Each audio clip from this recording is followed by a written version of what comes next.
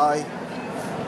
I'm doing the same thing. I'm locking it upside down, and then it is suspended. Fantastic. Okay.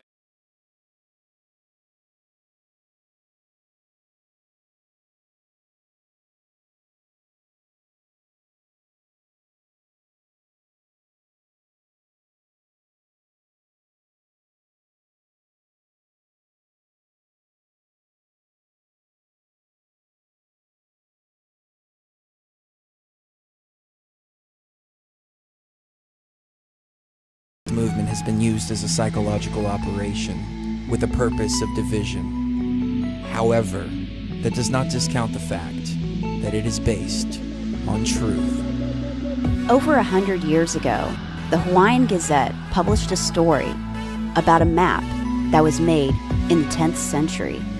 This newly discovered map is drawn on the principles of the Mercator projection, echoes the current accepted flat Earth model, as well as the UN flag. However, there is one significant difference, and that is that our dome is surrounded by dozens of islands. Reputed to be drawn by Chinese priests, the manuscript was hidden away from authorities for centuries. However, a letter found claims that the map was actually drawn by Buddhist priests much earlier in time. The article goes on to read, "The map was found by my brother in a Japanese temple in the mountains of Japan," said Dr. Kobayashi. "It has been hidden from the Japanese government in modern times, just as it was in ancient times. For in olden days, such a map would have been destroyed by the authorities." This begs the question, why would the authorities be so concerned about a map that they would destroy it? So what is the truth about where we live? Do we live on a globe, flying through space? Do we live inside of a dome? Are we living on an endless plain? Or are there dozens of civilizations watching and waiting for us to remember who we are and where we come from?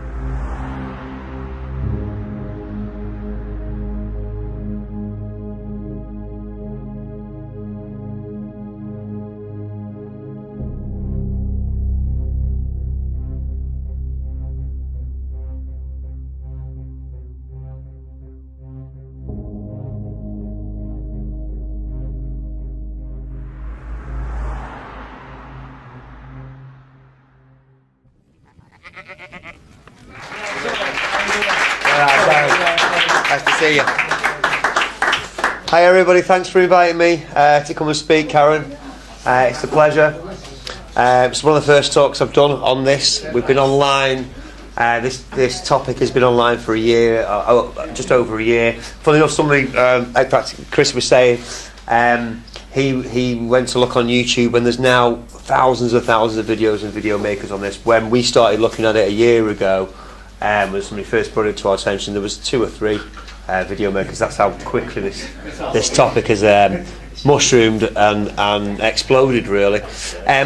Normally people, and the story with when I'm seeing it now, like I said, I've been on board for best part of a year with this realisation, really. And the story you see all the time is, at first I thought, yeah, what a crazy topic, yeah, whatever, it's lunatic. But when I looked at it for a couple of weeks, I watched videos, I did measurements, I thought about this, that and the other and all the rest of it, and I came back and I can't believe it, you know, the world is right. It's a story we hear it again and again and again. I've been doing it for a year, and people either get on board with it or they're closed off. You know, it's like, you know, I'm not having any of it, and that's fine. What I'm really grateful for is the opportunity to come and talk about this stuff live, you know, in front of a live audience and see how it goes. I've no idea how it's going to go, so we'll see. The similarities between what you already know, can you move to the next slide? The similarities between what you already know and this topic should become self-evident, you know, through the talk I'm going to do. And that's what I've concentrated on. These are the 4 things. First of all, because this topic does drive people nuts, there's a difference between your primary knowledge and your secondary knowledge, and I'm going to contradict myself as you always do later on, but your primary knowledge is what you can obviously take from your own experiences, your own observations, your own evidences. But I also included in that the witness testimony of several, you know, of reliable people. So, you know, ordinary people say, lots of Australians say it goes dark at the same time as, you know, it's light here. you take the word for it. You can't be in 2 places at once, that kind of thing. Secondary knowledge is quite clearly everything that you've been told that you can't prove for yourself. We all know that there is, you know, history lies, etc., etc. You can go on and on with that, but just throughout this topic, you need to bear in mind that the complete difference between what you can actually verify for yourself with your own senses. What can I see, hear, feel? What can I test? If you're into science, what can I set up experiments for? What can I observe? With my telescope, etc., etc. What can I see for myself? And what is then inferred knowledge? That's such and such because it's come from education or Hollywood or all those sources. So just bear in mind the difference between those two. I'll probably refer back to it quite a lot as we go on. Second thing is, things can be logical but not necessarily related to the real world. Sorry. Things can be logical and not necessarily related to the real world. A good example of that is evolution. I'm not going to get into the whole topic of it tonight, but it does relate to it. Or DNA, should I say. Chimpanzees and human beings are allegedly 99% similar in DNA. What they infer from that, and what we're all taught as children, and the whole world is taught, is therefore humans evolved from DNA. Now that's a perfectly logical step to make. It's a perfectly logical and plausible way of thinking. However, if I give you another potential explanation, you can see how, well, it's logical, they're both logical, but just because it's logical, it doesn't necessarily mean that's correct in terms of the real world. So in terms of, if you say, you know, if you go the other side of the fence to evolution, you say everything's been created or designed, then of course, if you're going to design a chimpanzee and a human being, of course the designs are going to be similar. Of course you're going to use similar DNA. You're not going to throw away, or you know, it's DNA for legs, arms, eyes, hair, you know, all the rest of it. So quite clearly, you're going to have, not one necessarily leads to the other, and just because something's logical, necessarily, quite obviously, it relates to the real world. You're all with me on that? Did I explain that well? Okay, cool. Everything I'm also going to say tonight, quite clearly, and I always say this when I do Wake Up Manchester, don't believe a word I say. You don't have to believe a word I say, but I'm not like the guy on the BBC News staring right into you every single night, hypnotising you, telling you what to think. Please go and research every single thing for yourself. Every single thing that's come from the internet, it's all researchable for yourself quite clearly. That's what you expect people who are seeking the truth to go and do as well. And the other thing is, it's just a change of perspective. So like I say, it drives people crazy. It's more the people that have, I suppose, spent a life doing more scientific study. Yeah, that have really invested in science, in whatever, in all its forms. Or it could be any kind of profession that doesn't involve navigation or where you're on the pilot, sailors, etc., etc. But at the end of the day, this is just going to be a change of perspective. If you get what we're talking about tonight. Next slide. I find after a year of it comes down to arguing with people really, but you think you're trying to explain and show people. But I think one of the problems is, if the thing's so ludicrous, because we've all been brought up, we believe in a spinning globe Earth, in a vast universe. So if somebody comes along and says none of that's true, we're on fixed plane, there's no universal light, quite clearly, you're going to think the person's mad. So any piece of evidence that you come up with, and there's lots and lots and lots, doesn't matter, because it's already too ludicrous in the first place. I'm not going to accept it. So quite clearly, I'm just saying, have an open mind, let the evidence build up. Let the evidence build up for yourself. Click on. Doesn't depend on one piece of information. Yeah, I didn't see the first video or the first or the first twig or the first idea and suddenly think, oh yeah, I realise I'm wrong now. Quite clearly, it takes a lot of clues. Next, please. Okay, we all know about false flags, the war on terror. Hands up if you don't. You're not aware that the entire telescreen war on it's all 1984. We're all being led. Everybody knows that, yeah? Cool, excellent. Let's move on. Our health, quite clearly. The attacks everywhere. We all know about everything on the screen. Yeah, cool. Move on. Banking. Yeah, move on. Wicked. Every single leader. We're going to be you're not falling for Putin's the saviour or anything like that. They're all in on it. You know what I mean? New World Order, etc., etc. Please move on. What else? You're 100% sure the moon landings were fake? Yeah. No? Not sure? Hands up if you're 100% sure the moon landings were fake. Maybe in the studio. Okay, it's about 60%. Cool. Everything NASA does is a lie. Obviously, everybody knows that there's an occult brotherhood, Jesuits, Freemasons. You know what I mean? There's various speculation about who's at the top, who's running it, all the rest of it. But quite clearly, we know about the occult, freaky societies. And again, we know that we've been mass programmed through the education system, being indoctrinated. We know quite clearly that it's all propaganda through the media, not just the news, but even the entertainment. It's not entertainment, it's propaganda. It's all to program our minds into believing in this cult. Okay. Who believes they're living on a spinning globe? Nobody. One person. So I'm talking to the already converted. Everybody's already researched all this. Okay, fair enough. Like I say, I don't.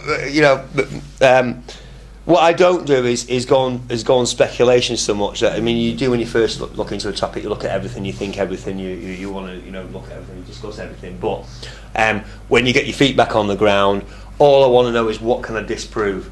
Okay, if it's something that I can't prove, then there's no point in saying that obviously this is fact. What I think this whole thing needs is for people to realise that we've been deceived, realise that isn't the model, and then obviously, especially the scientific among us, to go out and find out what the hell is the model. You know what I mean? Let's work together and find out what it is, because they're lying about it. This is the number one reason why we believe the Earth is a ball, because we've seen photographic evidence. That was taken in 1972, and it was used and used again and again and again and again on so many different pictures. It never twig. Hang on a minute. How come it's the same? It's the same. How come it's took one picture? You know what I mean? Photographers take hundreds of thousands of pictures of one rare bird or whatever it is. We'll come back to it in a minute. Next time. Everybody's got a globe in the classroom. Everybody's a globe in every classroom. That's another reason. We just taught it. 2 and 2 is 4, and the world that you live on is a ball. The difference between primary knowledge and secondary knowledge. Nobody's ever seen that. You've never seen that. It's the secondary knowledge. This is where we live. Okay, fine. Everybody gets taught it. Everybody believes it. Somebody says, "Is that true?" You get laughed at. You're completely insane. You're completely out of the room. Is this science fiction or science fact? Again, nobody's ever seen it. We've never actually had a picture of it. We've seen planets and what have you from the ground, but this is all conjecture, and again it's programmed into us via education again and again and again. Next slide. Obviously, with this subject, we've been looking out for genuine photographs. That's from one of the many weather balloons that were sent up, some by school kids. What they generally tend to do, them GoPro lenses, if you probably watch them, is they go that way and then flat and then that way as they float up. When they calm down, you quite clearly see the horizon's flat. I tell you the other thing as well is no matter how high you go up, I think that one went to about 22 miles. The horizon's always at eye level. That would never happen if you were on a ball. And it doesn't matter how big the ball is.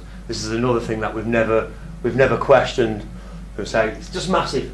We're on a ball, and it's 24,000 miles in circumference, and it's 8,000 miles in diameter, and it's so big you're not going to notice the curve or anything else. So, but every horizon's always flat, no matter what. You know, please. Again, if we've seen all these kind of pictures all our lives, this is the first photograph taken from space, and again, flat horizon. Now you can look at that. Go back, if you would. Go on, more, another one, and they can do one or two things with that. You know what I mean? Because it's always a small quarter, and they can say, you can get it to imply that it's just part of a massive Earth, but as you've seen, it's a completely and utterly straight, flat horizon.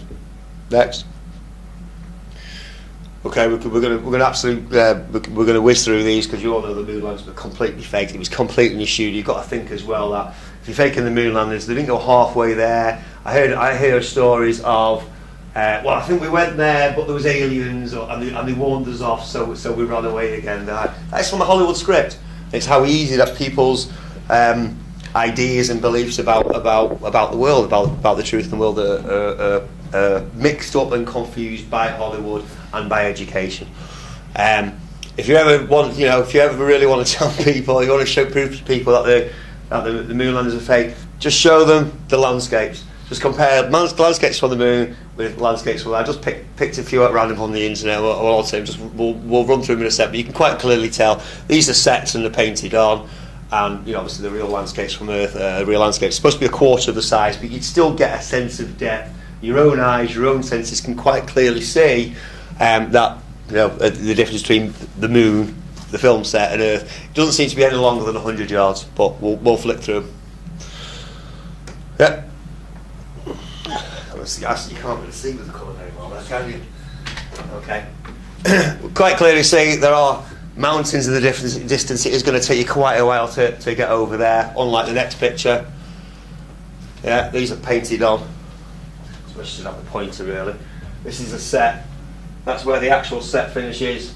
This is Stanley Kubrick's mountains. Let's have a look what he did for 2001, the year before the moon landings. Yeah, move on. Grand Canyon, as you can tell, it's got real depth to it. Again, just flick through them. Just compare these side by side. People will soon quite clearly see. Real mountains, fake mountains. Real mountains, fake mountains. Real landscape, fake landscape. Everything's pristine for the shots. That was the first picture taken by Neil Armstrong from the moon. Gold foil. They love the gold foil, NASA. It's a film set. Everything you see there is a film set. In 1969 we were a lot more gullible. But it doesn't matter now because it's a done deal. That's what I'm saying about I suppose received mass science really. It's a done deal. We went to the moon, now we're moving on, now we're on Mars. And funnily enough, we're releasing The Martian at the moment with Matt Damon. We've just released that. I mean, NASA have been in the news a hell of a lot recently. All of a sudden, you didn't hear them for years, and now almost every week they've discovered a new planet or a new this or a new that. That's because this realisation that we've been lied to on this scale is becoming quite clearly mass knowledge. They monitor the social networks and the YouTube network. They can see it's going in size. They're countering it. So it'd be nice if everybody does find out about it. Fake moon rocks given to the Dutch Prime Minister. How we laughed about it. It's petrified wood. I think it went for £348,000 or something at auction. I'm not going to go into the lunar lander. Like I said, I didn't know how well versed you were with everything. Again, just ask people, how did two men live in what is basically a two-man tent for 14 days? Keep going with no toilet, no store for the waste, tiny little bits of oxygen, water. Where's no? I don't know where they stored the food. And if we figured out how to do CO2 recycling technology, maybe we could tell the global warming alarmist, propagandist liars as well about it. Doesn't make sense. And that's an exact replica. I don't even know how they got in this door, to be honest, with the big spacesuit on. But there you go. So car. Go on, just flick all through these. Apparently they stretch over in hammocks. inhumane. Go on. Yeah, go through. This is interesting. They did 7 missions to the moon. 1 crashed. You know what number it was? Apollo 13. It's funny as well because all the landing sites that they did make. So 1 didn't crash. He didn't get there, and they had to slingshot it, and they made a film about it. Excuse me. All the landing sites are on the near side of the moon, the light side of the moon. Again, these people don't do anything by halves. They don't miss a trick. Everything's numerology and symbology with these, but we'll come back to it in a minute. What I really want to do is talk about how NASA and everything that the public has shown about outer space is completely, they are all Freemasons. It's all part of the occult. They don't try to hide it as well. I found this. I thought this is very interesting for people that know what obviously know about 9/11. The symbology here is phenomenal. You know what I mean? 9/11, right there. Okay, you've got it's a 30-year anniversary. Yeah, fair enough. They could have done it at 25 years. They could have done it at 40 years. But they chose 30 years. 9/11. It's also 2 years before 9/11. Quite clearly. What's the ones? Why are the L's? You know what I mean? It's just, anybody that knows will make that connection quite easily. We've got your double-headed eagle, the Rothschilds, your square and compass, our men on the moon, 33-degree right, southern, Albert Pike's chapter of the occult brotherhood. Yeah, move on. All Freemasons. Move on. Like I say, you probably already looked all this up for yourself. Here's the crew of Apollo 13. They look really happy. Symbolism everywhere. Go on. Yeah. All of this stuff freely available on the internet, like I say, just in case you weren't sure about myself. It's not again hiding it. There's his big Shriner hat. Yeah. Mason ring. Keep going. I don't know if you know about Jack Parsons of JPL, Jet Propulsion Laboratories. He completely tied in with Aleister Crowley, who you should all know, obviously through, again, the Freemasons, the Theosophists, self-titled the wickedest man in England. He would have sex with animals, boys, all the rest of it. If he was alive today, it's funny enough, Aleister Crowley, if he was alive today, he would be wickedly popular. He'd be a cool cult dude. You know what I mean? Satanism's quite popular at the moment. The connections, you got L. Ron Hubbard with Scientology. There were L. Ron Hubbard and Jack Parsons formed a Babylon working sex cult thing in Hollywood, and again, this is how NASA got its start. Walt Disney was also involved. We'll come back to him shortly as well. Yep. Jack Parsons at an occult ceremony. You can see the Masonic floor there. It's still going on today. It's not old. Here's the ISS doing a change of command ritual. Again, if you've done any research into NASA and space and the ISS, this is not out in space. Again, if you've watched any of the videos, they've got hooks on the back of them. They're floating like this. I don't know if you've seen the woman with the Medusa hair. That's a beauty. That, you know what I mean? It's got weaving all over the place. It's stuck like that. You know what I mean? But hey, there you go. Everything's connected with the occult with these guys. Yeah. Again, if you're aware of that that side of everything that's going on. You can see quite clearly how NASA, outer space, all of this connects in. Yeah, keep going. I love this. Motorcycle helmet's going to keep you safe from radiation, and a shiny silver suit, John Glenn, just brilliant. So they stopped going to trying to pretend that they went to the moon. They did their 7 missions, but they're 1 missing. They had another 6, don't we? So we did space shuttles then, but every space shuttle launch, they go up and then they go kind of on the back and along for quite a while, and it goes out of view. And I look for, and again, try this for yourself if you would. Look on YouTube for one guy, 135 missions. They did one guy that just pointed the camera out the front window, uncut, and continuously saw go rise up and all the way into outer space. I mean, I don't know if they didn't go. They might have gone 400 or 500 miles up, but at least show us that every single video cuts, and it normally cuts to a piece of CGI of the satellite spinning that they've got the payload for. Well, why not just keep it going? Every single one cuts. You always have to ask yourself as well, why do all these launch stations like Cape Canaveral, Cape Kennedy and all these places, why are they all by the sea? If they're all going off the Earth up into space, why not have it in the middle of the land? What difference does it make? It's going up in it. Well, the reason for that is because what they do is they go up and they go on the back and they go over out of sight and they parachute down to the sea and they stay out away for 10 days, 2 weeks, or well, they go to their underwater film studios. They've got several different types. It's just a plane.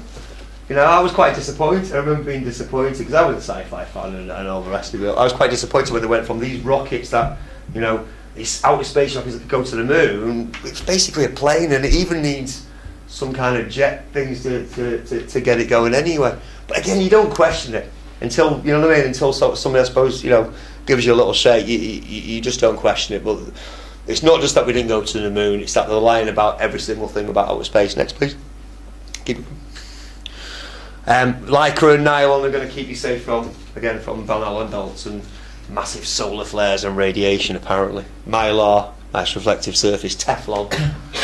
Yeah. This is an astronaut. Go back. Yeah. I remember we wanted to be an astronaut when you were a kid. You want to be an astronaut, you've got to know all this science, and you've got to know this thing, and you've got to be physically fit and all the rest of it. I don't know how many billions they're spending. I do actually. It's 17 billion a year. 17 billion NASA investable this year. You think, you know, I don't know if this guy's got like 17 more degrees than me, and he knows loads more science than me, but it just doesn't look real at all. What's that? You think they come up with something more elegant than that? It's like one of them big chuck keys. Go on, keep going. Anybody seen this recently? Pictures of Pluto out in NASA. I mean, we've got Brian Cox now saying there might be life under Pluto. They've certainly come out with water and an atmosphere all of a sudden. I think it looks like, well, a lot of people saw it straight away. You know what I mean? Keep going. Christmas bauble. This is the biggest one. It's an Atlas stone. It's an Atlas stone. Honestly, as soon as I kind of reposted this and said, what the hell is this? People that went to the gym said, is this some kind of observation test? It's quite clearly an Atlas stone. And again, sorry about it, you know, it's not displaying as, can you go back? It's not displaying as good as it could. Go to the Atlas stones. You can't really see the texture there, but all they've basically done is taken one of those and filtered it up and taken a picture of it and called it another planet. Keep going. Somebody's did some work on Photoshop with it. Again, you can't really see the rings here, but you can quite clearly see it's been created and pasted in. There's not been a what do they call it? Probe. I don't know the name what they call it. Something satanic and Babylonian. But the probe has not flown past Pluto and taken that picture quite clearly. Photoshop proves that. Yeah. This is the latest Dyson. It's not. Oh, it's the latest air conditioner. It's not. Does anybody know what this is? Believe it or not, this is it's the Kepler telescope. It's the Kepler telescope. Can prove it. Next slide. That's it being built with all its gold foil and all the NASA scientists with the suits as if it's, I don't know, radioactive or something. I don't know. It's about, I suppose, about as big as a house. Here's a picture of it in space. Again, go back. That's primary knowledge.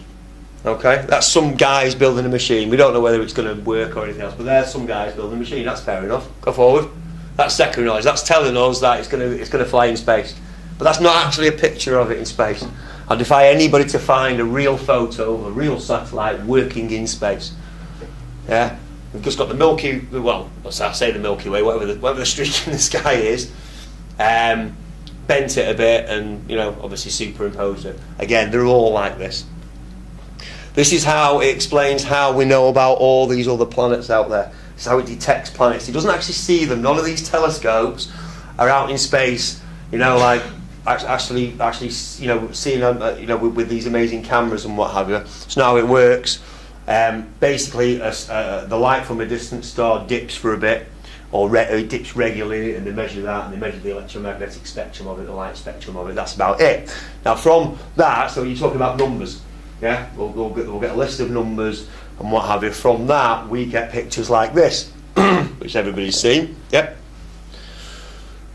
they will then get artists to give you artist renditions. They don't hide it again. They will never say this is a real picture of Kepler 26a or whatever. They're going to say this is an artist impression of what it would look like if we could actually see it. But we've just got basically a star that's twinkled a bit.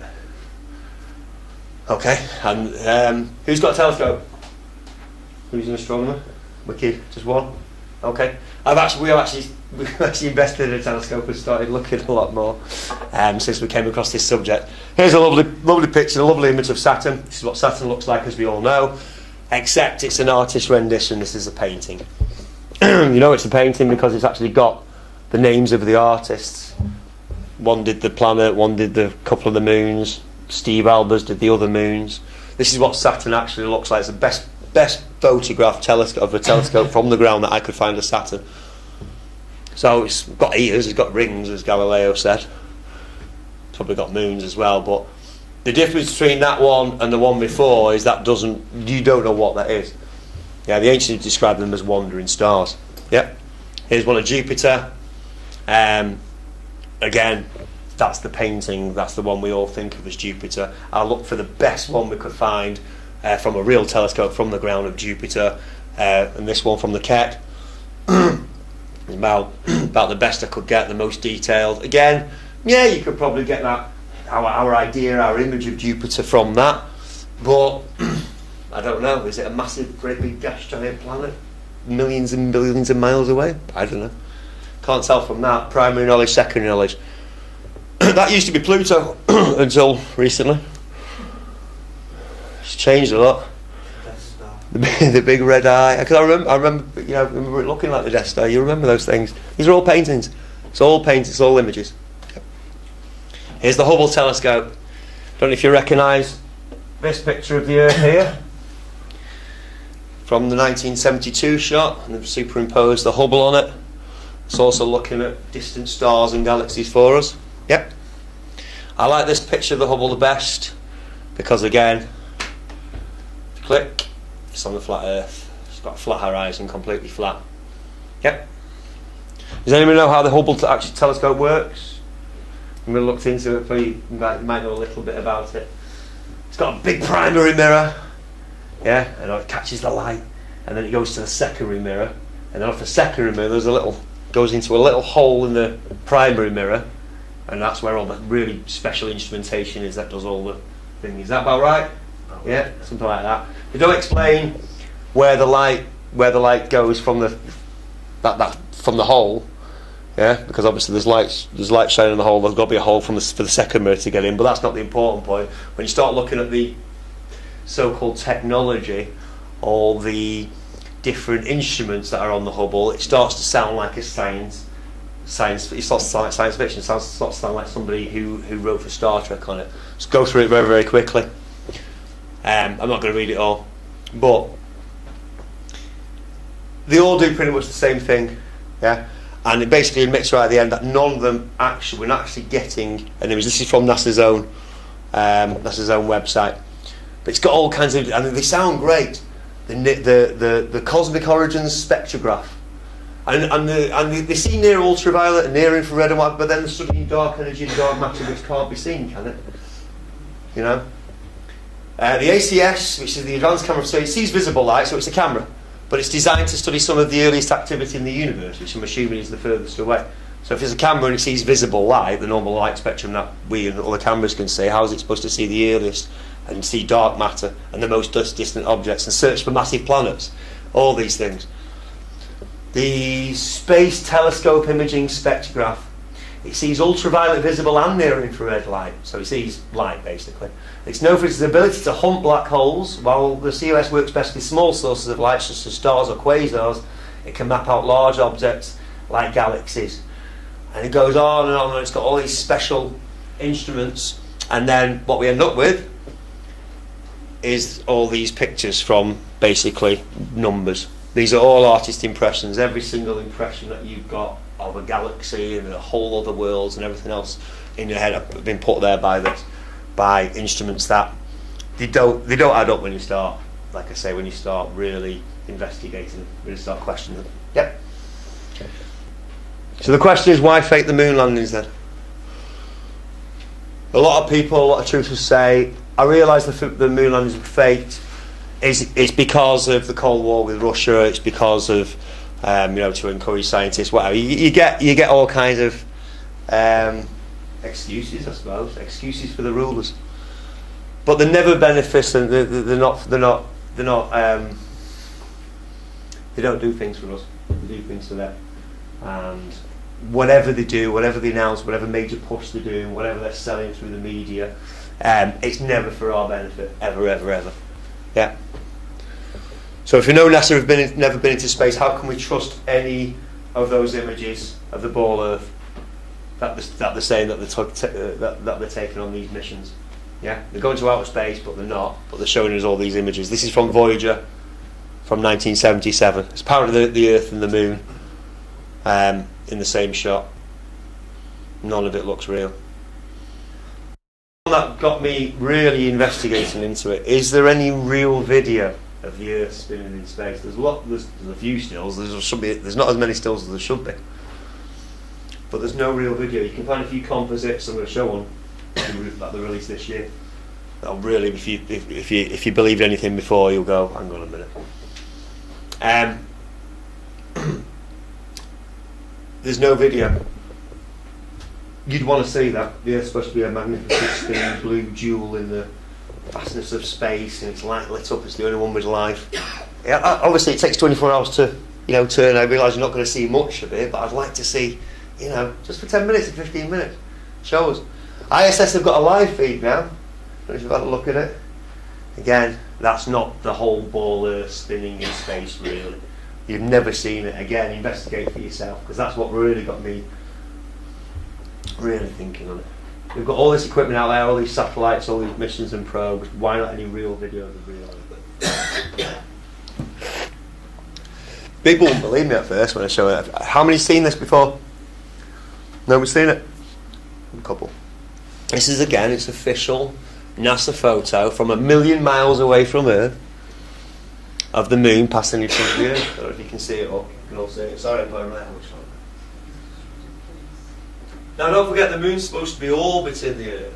Yeah, it's supposed to go around it. That's what they tell us. But that's just all they've done is quite clearly. And they say it's a composite. I'll show you as well. And again, you can investigate it yourself. It's on NASA's own website. That's just going straight across this. It's not going. It's not. It's not going around the Earth. That is it. All they're doing is passing it in front of the Earth and spinning the Earth a little bit. And as you said, there's no actual movement of the clouds. Now that's 5 hours. If you click it, it'll tell you between 3:50 and 8:45 p.m. on July the 16th. That's 5 hours, and the clouds just go. There's also a hot spot, if you notice, pretty much in the middle of the Earth. But that hot spot is not taken over by the moon when it passes in front. So if the sun's supposed to be in front, out here, isn't it? Yeah, there. That's why it's all lit up, and you've got a full moon. And you've got a little hot spot here, if you can see it. There, on the Earth. But the moon, that doesn't change at all. Quite clearly, I keep going on about this, to be honest, but quite clearly this is a fake. But they're telling us that it's real. It's been released to mainstream media. Most of the world thinks this is a real image of Earth. You're mad. Shut the hell up. When you actually start examining it, you start looking at it with the open eyes that you've already got, you realise that no, this is a fake too. Because Earth looks different every year, to be honest. I'm going to really get into that in a minute. Yeah, next. And again, from that 2015 image, this is a shot from, I think it's 72 again. One of the guys on the moon. There's the distant Earth. Well, if that's right, then it'd be like that. Actually, no. I think. Next. It's probably more like going to be like that. It's going to be about 4 times the size as the moon appears to us in the sky. You'd expect. If you could actually stand on the moon, and I don't believe you can. I don't believe it is a rock. Then the Earth should look 4 times as big as the moon does to us, because it's allegedly 4 times bigger. Next. This is a still from the same set of images from this Discover satellite. Again, you can check this for yourself if you've got, well, if you've got the internet. There's something very, very. There's a secret hidden in there. Does anybody know who doesn't know who hasn't really researched into the flyer? Has anybody noticed anything odd about this? Is it the word sex? It is indeed. It is indeed. It's right. It's right out there. I mean, even before that, and we'll go into it. But where the hell's the rest of South America? Is that a flood? Again, I'm going to show you a comparison of all the Earths that, well, not all the Earths, but a few of the Earths that NASA have released. And the land masses changed, the shape of the continents changed, the colour, you know what I mean? And I know, the world changes, but not this much.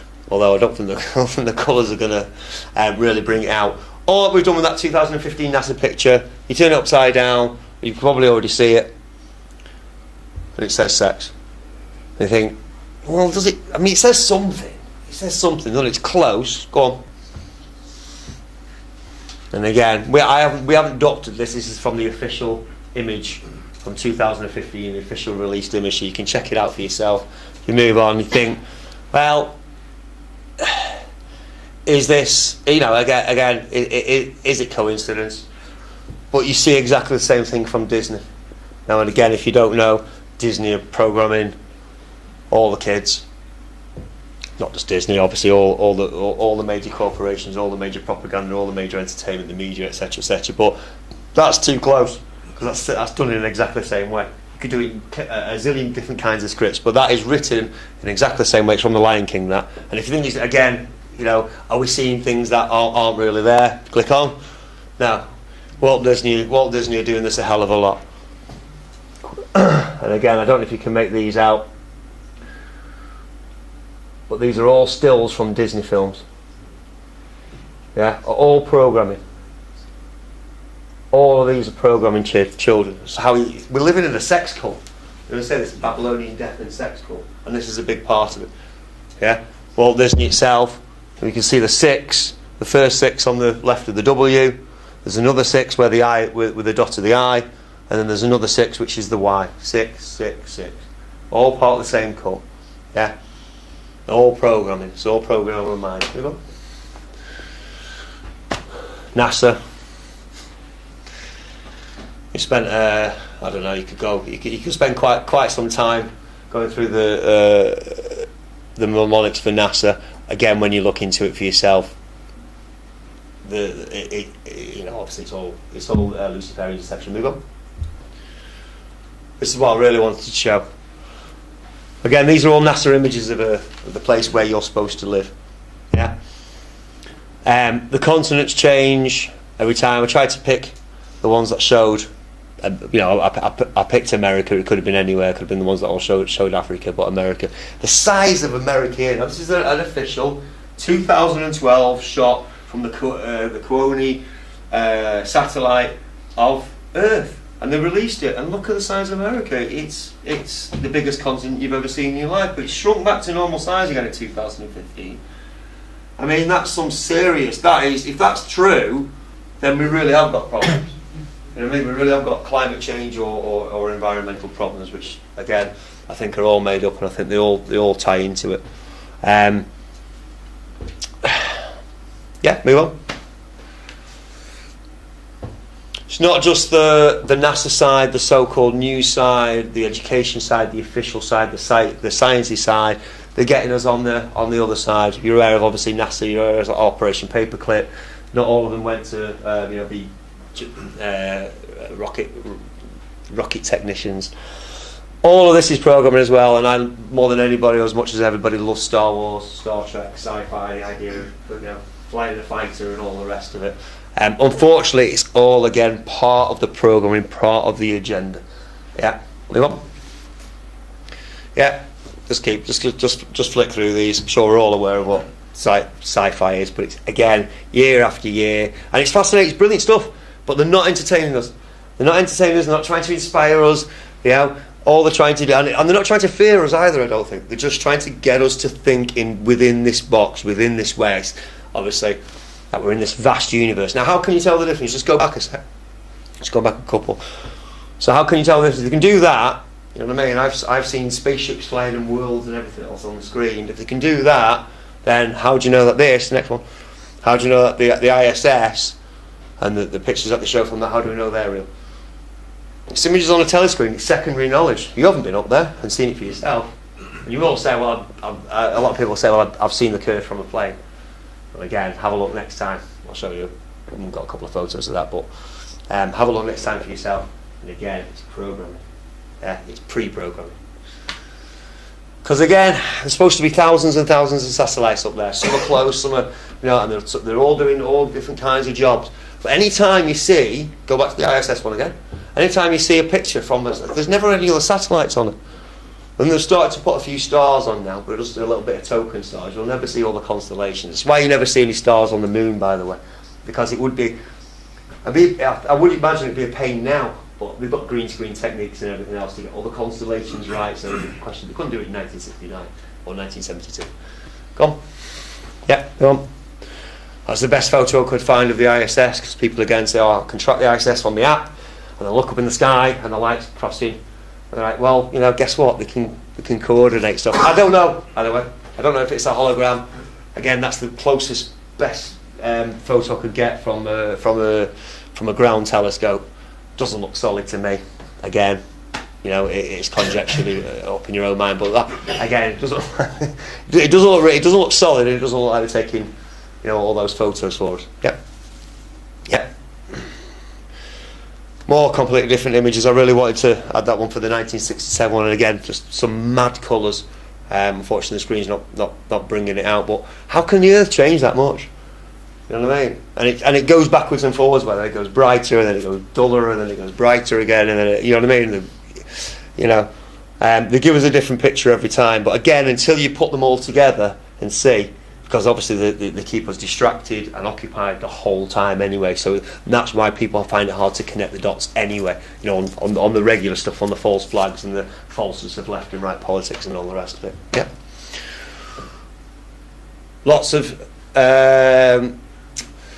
like I say, if we'd seen these pictures all our lives, we've seen these photos all our lives, it would be.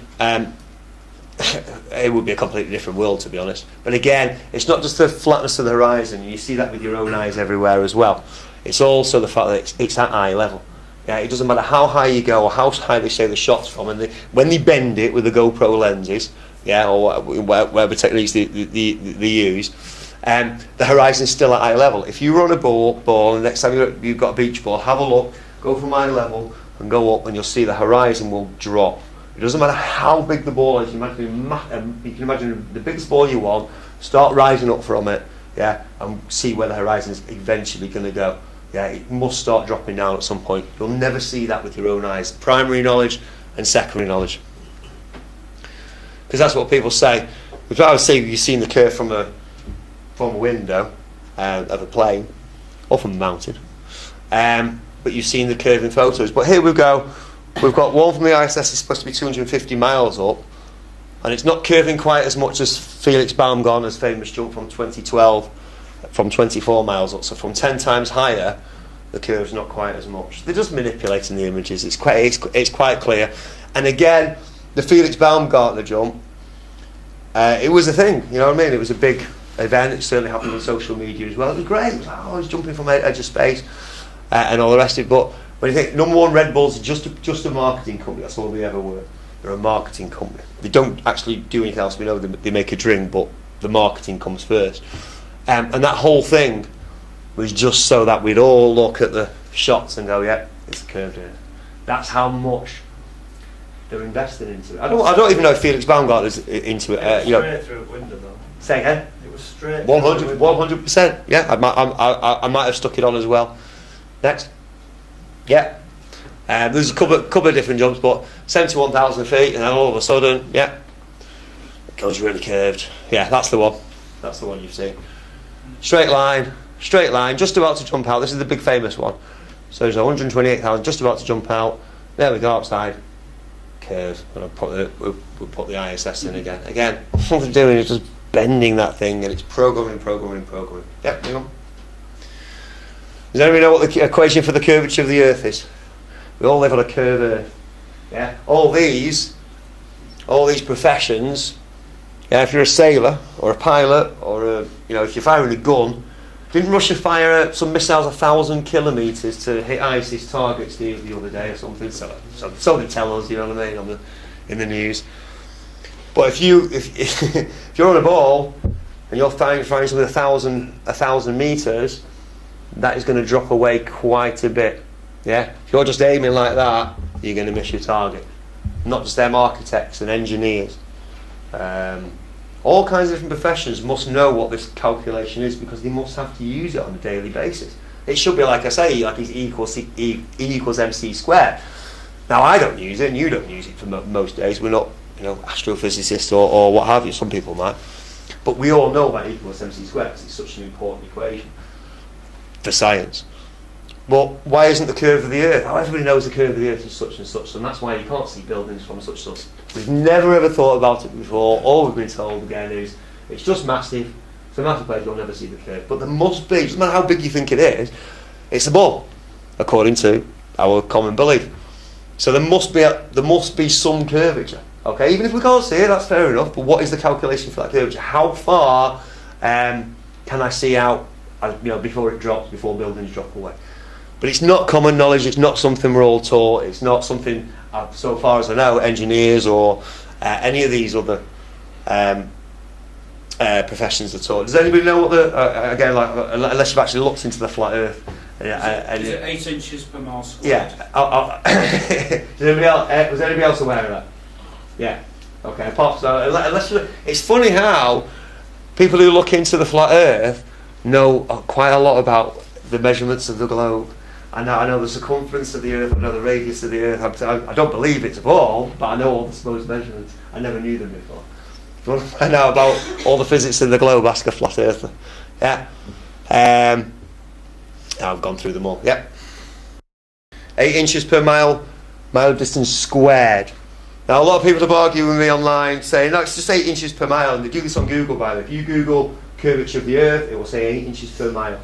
Yeah, on Wikipedia, in the first few, you can dig down. I think the second page, you start to 8 inches per mile distance squared. If it's 8 inches per every mile, it'd just be it'd just be a gentle slope.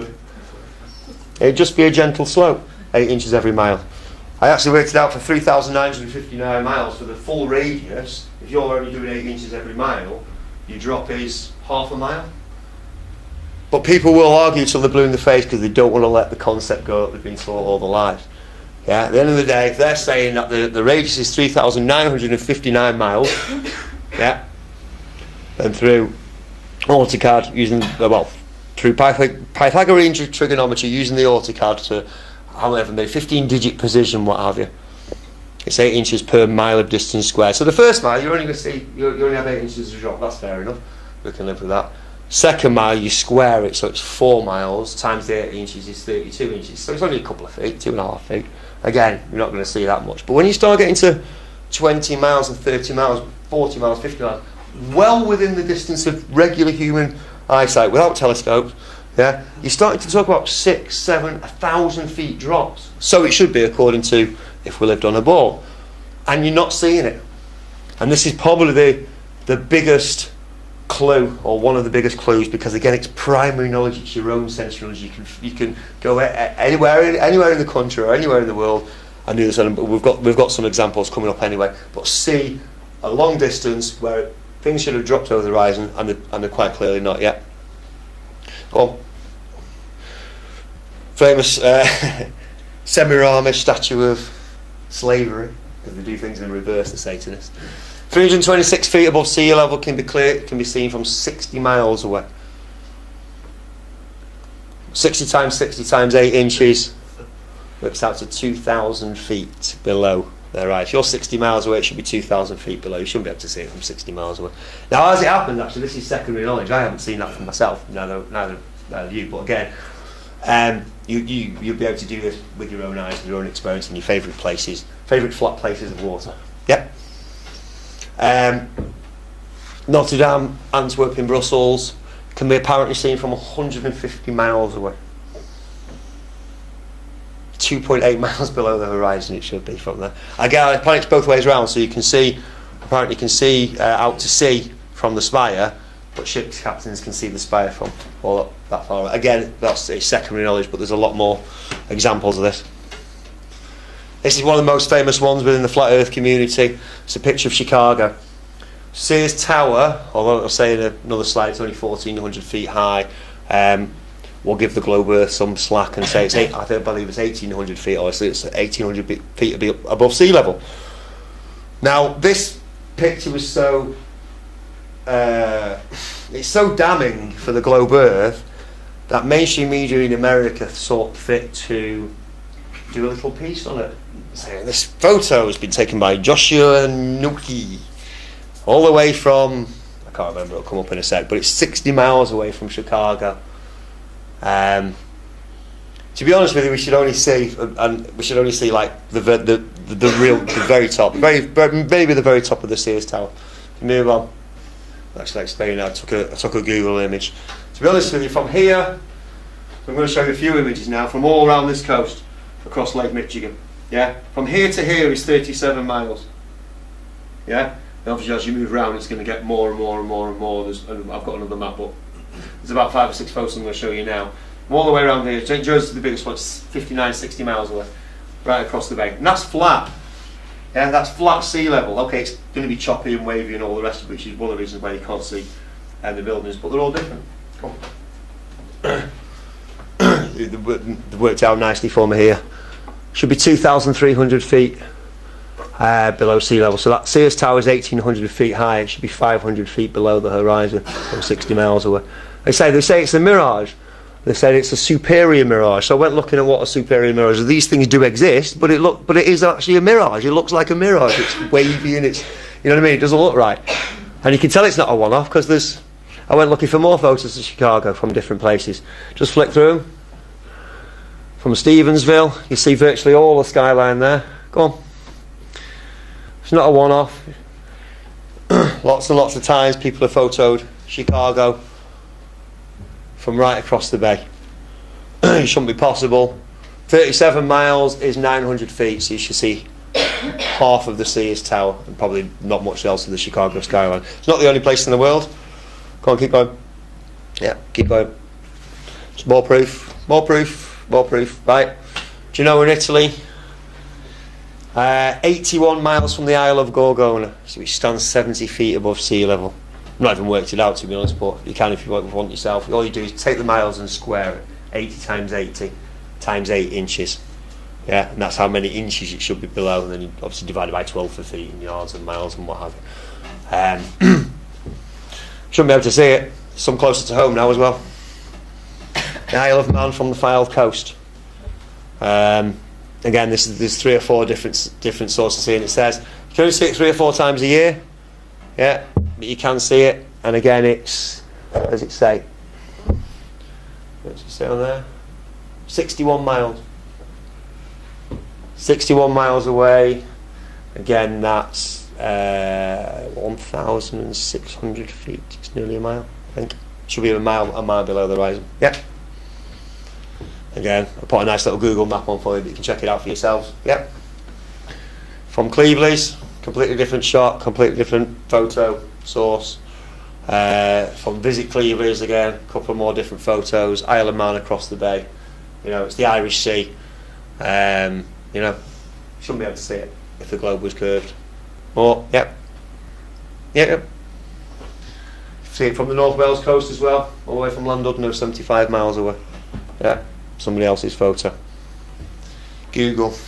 There was a time when I thought Google's going to kind of change the world because you've got all the information, all the world's library, right?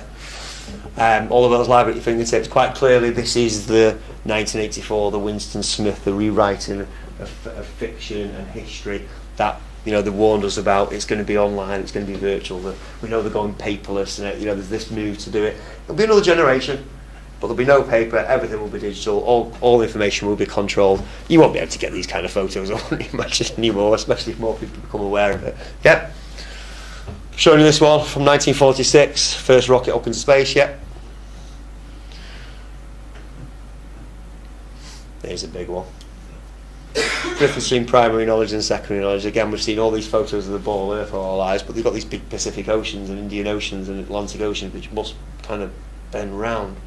Oh, well, gravity does it, but I don't want to get into that. At the end of the day, have you ever seen water with your own eyes bend into the shape of the ball? It doesn't do it. It does this. Long, big, flat stretches. Yeah, it gets wavy and choppy, but it's just long stretches of big, flat water. Yeah, that's what water does. It doesn't bend into the shape of a ball. And again, they can say, well, it's huge and what have you. 120 miles long, the Suez Canal, no locks at all, no drops. Yeah. We'll leave it there. We'll have a break. I wanted to mention just the Nile as well. Goes for 4,300 miles. It drops about 100 miles over that course. It's virtually, it virtually goes the whole radius of the Earth, and then drops 100 miles from mouth to elevation. So many clues. We'll take a break there for however long, 5, 10, 15 minutes on a break. 10 minutes. We're left talking about the non-curvature of water. You never see it bend into a ball with your own eyes, with your own experience. You've never seen it do that. And we've got, again, serious proof. 120 miles. Again, you can work it out for yourself. There should be some serious curvature. No locks, just flat. Like I said, the Nile's the same as well. Some people think this is the sea. So, well, it's just the sun reflecting on the sea. Now, the sun doesn't reflect on the sea like that anyway, does it? I've got another picture coming up. There's a heat spot, there's a hot spot of reflection of the sun on the clouds. You can't quite see it on this thing, but there's a video of it. There's videos of it on YouTube. If you look up most of the flat Earth 3 examples is a good one. Or no curvature on flat Earth, but you'll see this video. And the whole thing bobs up and down. You can see obviously the horizon's flat there as well, by the way. The whole thing bobs up and down. But if the sun was 93 million miles away, it wouldn't be bobbing up and down with the Earth. It'd be fixed. Now, obviously, I can't show you the video. You have to go and look for yourself. But again, another serious clue from real evidence, from somebody set up. It's an amateur. It's not NASA. It's not field. It's not anything else. Some kids who set up a weather balloon with cameras, GPS, etc., sent the signal back, and this is what it said. But see for yourself and see if you think the sun is 93 million miles away. As we've all been taught, as every school kid knows, sounds absolutely mad to say. Doesn't look 93 million miles away there to me. You haven't seen a video for yourself, obviously. I've just got stills. Let's do this. We've gone the right way. Now, I've seen the sun look massive on the horizon. Here's a time lapse for yourself that shows it half the size at the zenith. Obviously, forget the 3 shiny ones, but you can see the sun does get bigger, and then as it gets nearer, then moves further away. I've also seen, like I say, massive. I've seen massive moons on the horizon. I don't know. This is one you can't tell because of atmosphere, perspective, refraction. But again, people that say, why do you never see it small on the horizon? If it's just coming towards us or coming past us, or it's another model, basically we're not moving, it is, then how come you never see it small on the horizon? There's proof that you do.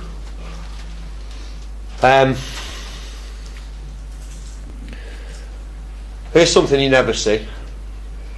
Whenever you see the sun reflecting on water, the reflection is all the way to the edge of the water. If you stand at the edge of the water, it always comes all the way.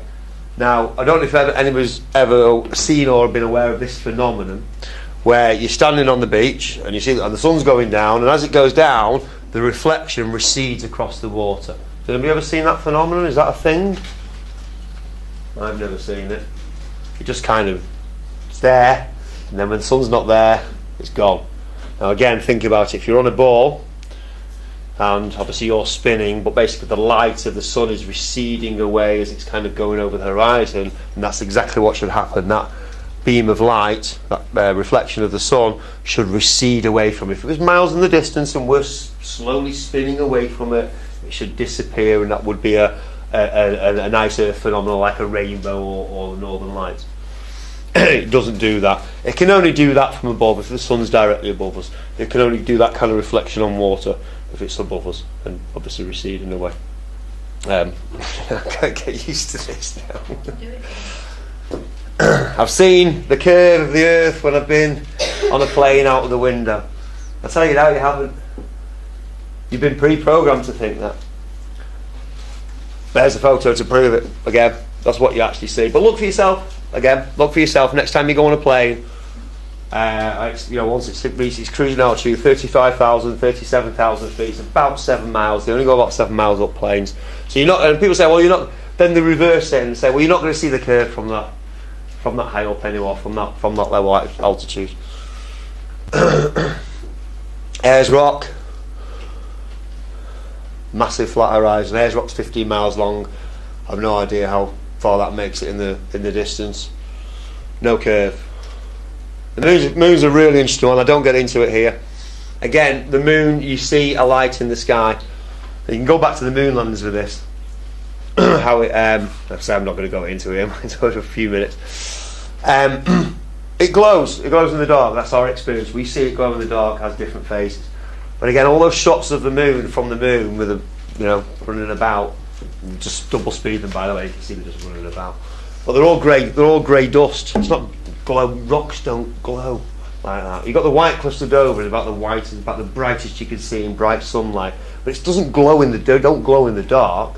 And they say again, the sun, that's lit up by the sun, millions of miles away. But there's no hot spot on it. It's always evenly lit. Yeah. I haven't got the pictures of it actually, because like I said, the moon's a whole other. You could do a whole talk for a couple of hours just on the moon. The other thing I say really is use your own senses. When you see the crescent, up to about the crescent, between the crescent and the half moon, especially as the sun's setting, check to see. If you've ever played pool, you should know your angles. Yeah, when the white ball comes off, you know what angle it's supposed to be. So check the angle of the moon as the sun's setting. You'll see it's about 10-20% degree off. When you actually start watching it for yourself, noticing the sky. Obviously, got to be a clear sky. We don't get many of them with the geoengineering nowadays. Tilt of the Earth is 23.4 degrees according to Wikipedia, the official rulers. Coincidence that to carry on to the vertical, it's 66.6 degrees. Coincidence that the moon's rotation on its own axis is the same as its orbit on Earth, so we always see the same side of the moon.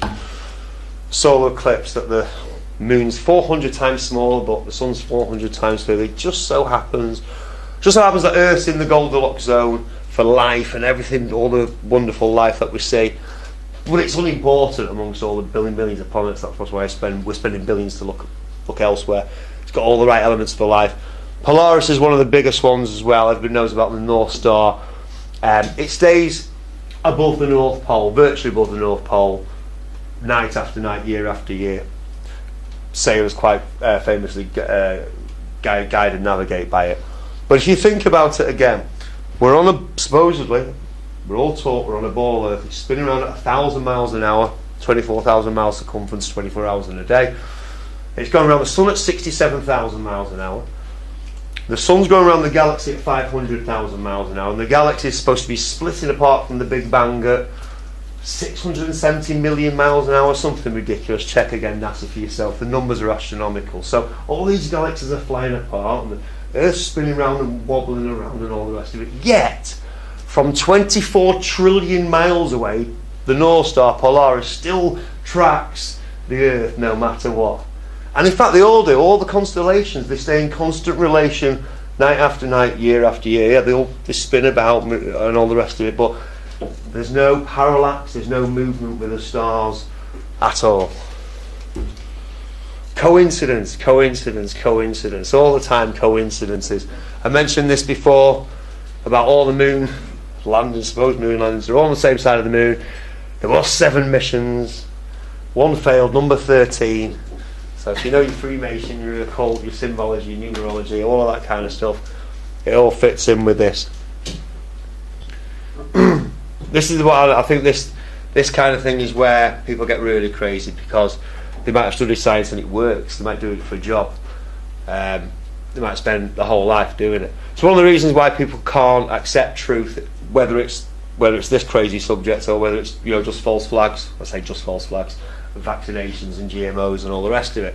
They generally spent their lifetime investing in it, whether it's studying it or whether it's their whole life and career and profession, to then turn around and say, oh yeah, I was duped. Oh, I'm really clever, but I was duped. You know what I mean? A lot of people won't do it, and I think I think the rulers do it. I never knew Isaac Mason. To be honest with you, there's no actual direct link with him being a Freemason. And I did look. There's a Freemasonic lodge named after him. So that normally gives a guide. He was certainly an alchemist. Yeah. Which today, if you say in science I'm an alchemist, they say, okay, you're a quack. Okay, you're trying to turn lead into gold, etc., etc. Not what I really want to get into. But again, Newton wrote Newton's Principia, the mass that explained, so-called explained gravity. It's 3 times as big as the Bible, and it starts with the word if the earth is a ball. Same as famously Eratosthenes, the Greek guy who measured the curvature of the earth. Again, you've got to assume that the sun's millions of miles away and the earth's curved in the first place to come up with that result. All of it is connected. Another great hero of the 20th century, Einstein. Yeah, Einstein. It's like April Fool's. It's a common phrase. Einstein depicts somebody being clever, or obviously if you're being sarcastic, yeah, nice one, Einstein. It's an icon. They made him an icon. This is his Jesuit handler, Lemaitre.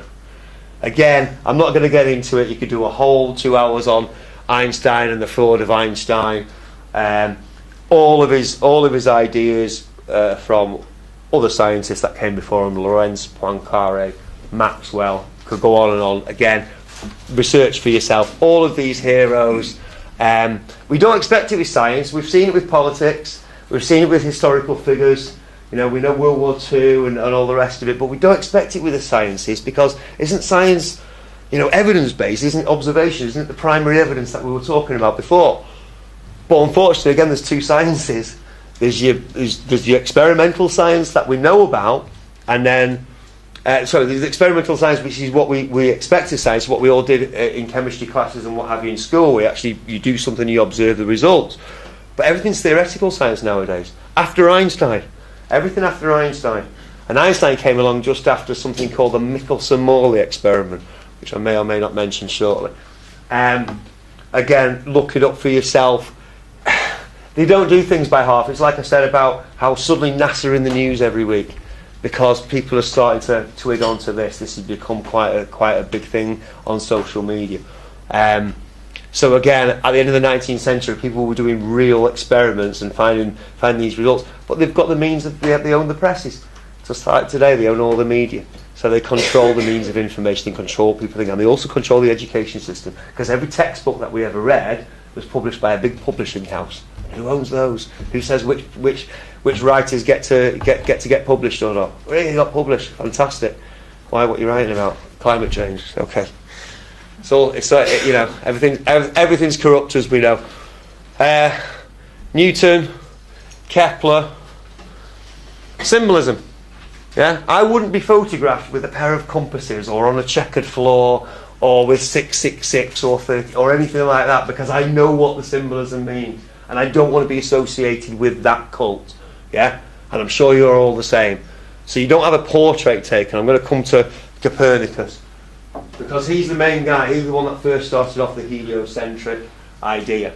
Right? To be honest with you, the history of geocentrism and heliocentrism, or flat Earth v globe Earth, it's one of those. The ancient Babylonians were all flat Earthers. They knew the Earth was fixed, because again, they stood there and everything. They believed their own senses. They didn't have propaganda program to convince them that their senses were wrong and the opposite was true.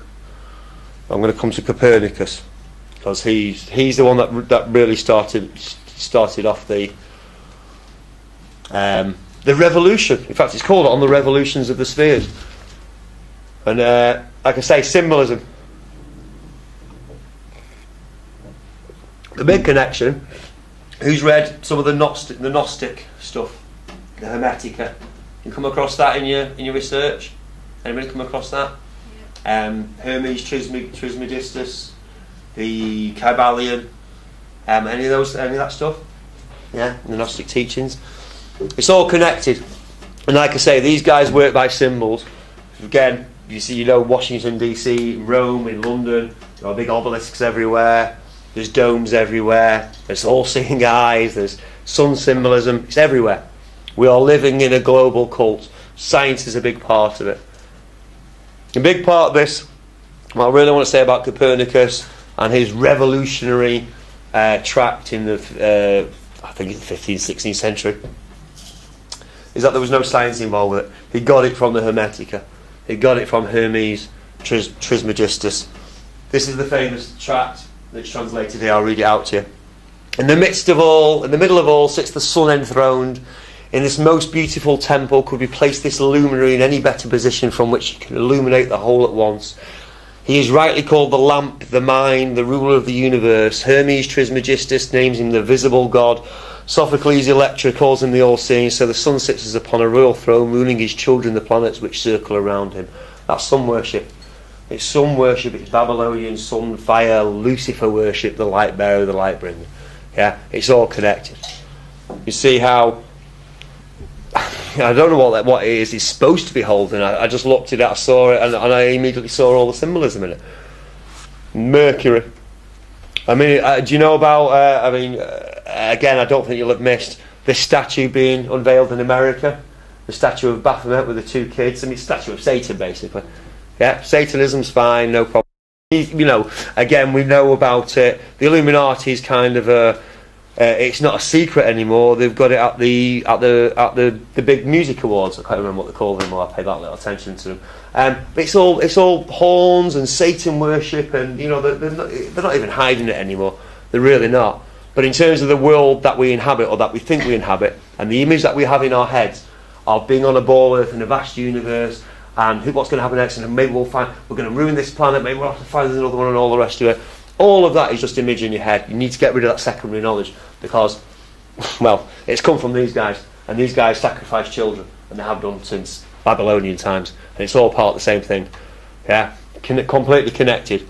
The Book of Thoth is Hermes Trismegistus is another name for Thoth, which is another name for Mercury, by the way. All the gods, they're all connected. Yeah, and it doesn't matter if it's Greek, Roman, Babylonian, they're all connected. They're all basically the same. It all comes down to the same guy. But again, you can check it out for yourself, all the symbolism, and it does go to masonry as well. This sounds like the same thing. This is from Albert Pike's book.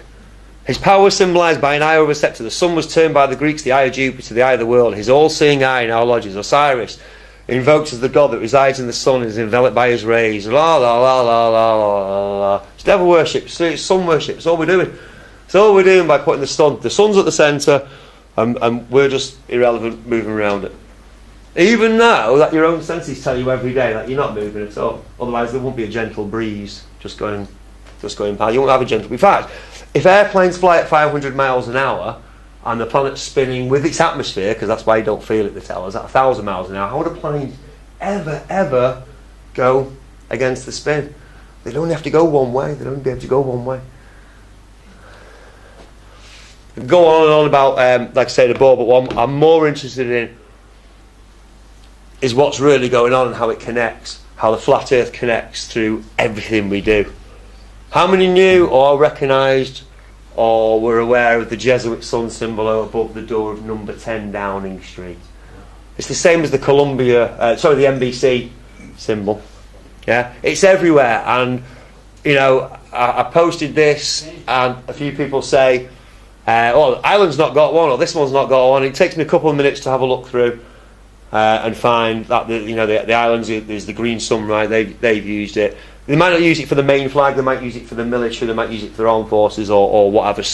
But it's all the same. They're all part of it. We know about the New World Order. We know that all countries are in on it. There's no good guys and bad guys when it comes to rulers. There's rulers and the rest of us. But it's this religious aspect that, it's like I say, it's weird because it comes from science, or it seems to come from science, or they say this is evidence and fact and what have you, but it's actually religious. It's religious worship, and we don't know it. Yeah, you never know you're in a cult until you actually leave it. And we always think about the Moonies, the David Koresh, you know, or even you think about it, or you used to think about Islamic extremists. We know that, you know, they're basically CIA mercenaries and what have you now. But that these people have been brainwashed. But the problem is when the majority of us, when it's 99% of us, and we're all brainwashed into a cult, then how are you going to know that anything's different? You're not going to notice that. Oh, it's just a flag. Oh, it's just a flag. It's just a flag, just symbols. But these guys, and you know, the Pope right there, sun symbolism. It's all connected. Good old Nazis, cult of Ra, Baal, and the Jesuits. And the Jesuits control all the secret societies. Going back to science just for a minute to say about the Michelson-Morley experiment. I want to talk about gravity. Think about gravity. Everybody knows kind of gravity keeps you on the floor, but it also keeps us in orbit and keeps the moon in orbit, and it moves the tides. It does all these magical things. Nobody's ever explained it. Nobody's ever proved it. And if you think about it, if we're not on a spinning ball in a vast universe, and we're on just a big, massive fixed plane, and we've got heavenly bodies, you don't need gravity. You don't need gravity to explain anything. You only need it to explain why water curves onto a big ball and doesn't fly off like it does on a wet tennis ball. I need gravity for that. I like about the moon, I know it's only 240,000 miles away from us, going round, and we're 93 million miles away from the sun, but we're kept in orbit to the sun by its gravity. But at some point, surely the moon goes even nearer to the sun. So why doesn't the moon go over there? Why is it attracted to our gravity and not the sun's gravity? I'll tell you why. Because the image that we have in our head is false. It was given to us by repeated programming and indoctrination. Okay. I like this one as well. Again, if you work it out, you have to kind of do the model for yourself. But if you're in, I'm allegedly going around the sun. So here's you in New York in June. Now every 24 hours you're going to do almost a complete rotation. We know it's 23 hours, 56 minutes, and this, that, and the other.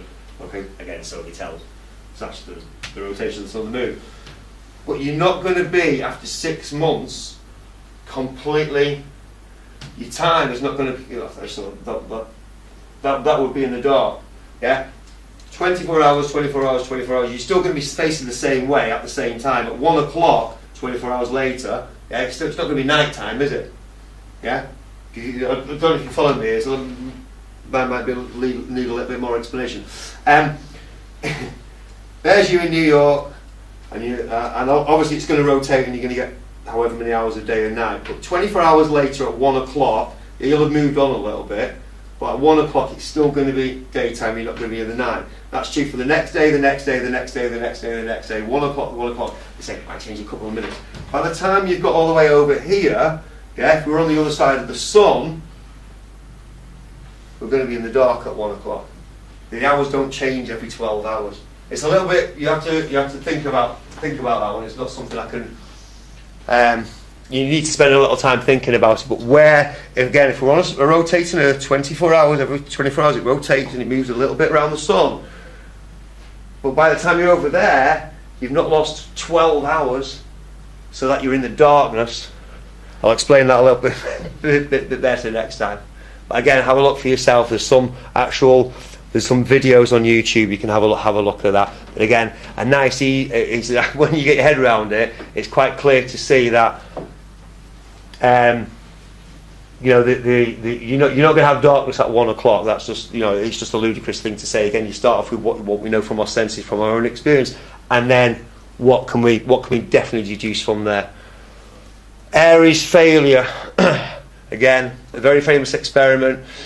Airy was a royal astronomer royal in the 19th century. He put water in a telescope which slows the light down, and he basically wanted to see.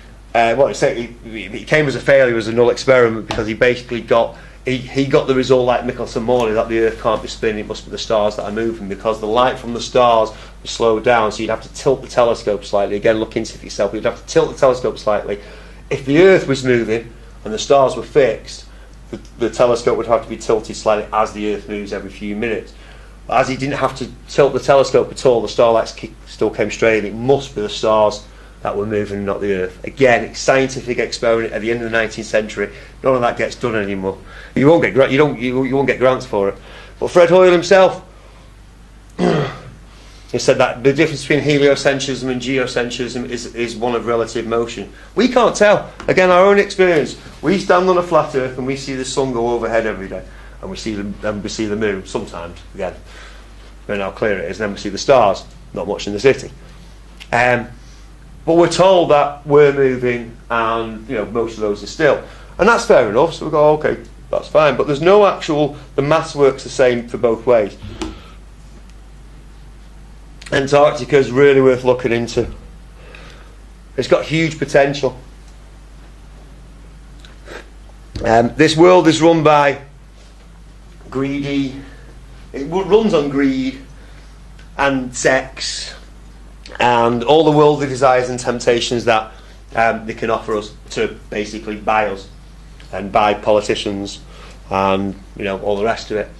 They've got massive resources in Antarctica, huge amounts of coal and oil. It'd make everything really cheap. You're not allowed to go there, you're not allowed to drill. 58 countries I'm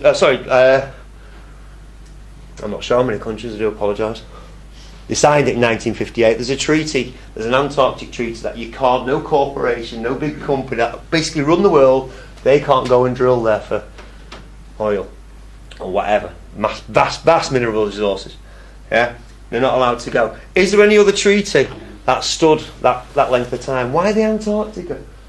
Again, we previously thought of it, this little bottom bit of the pole. What's the big deal with the South Pole? Why is it so off limits? And again, I don't really cover it now because I've covered a lot and I haven't even scratched the surface. Is the way I feel. But you've got South America and Australia and South Africa. Yeah, there, and no flight goes under or across the South Pole. Not one flight. It'd be by far the quickest way to do it. Airplane fuel, well, probably suppose it's not now with the oil price dropping, but airplane fuel was pretty expensive. Certainly one of the major costs to run an airline. So why would you go thousands of miles out of the way if you could go? Certainly from South America to Australia. Yeah. Laws about going to Antarctica. If we decided, you know what, let's club together, let's go and see for ourselves, get a big boat, we'll do it in style, we'll do the luxury, whatever, and we'll go and see for ourselves what's going on there. Anyway, we wouldn't be able to go. You get closed down, because it's been tried. Loads and loads more questions. Loads and loads more questions that you can ask. Horizon's always flat. We've covered a lot of them tonight anyway.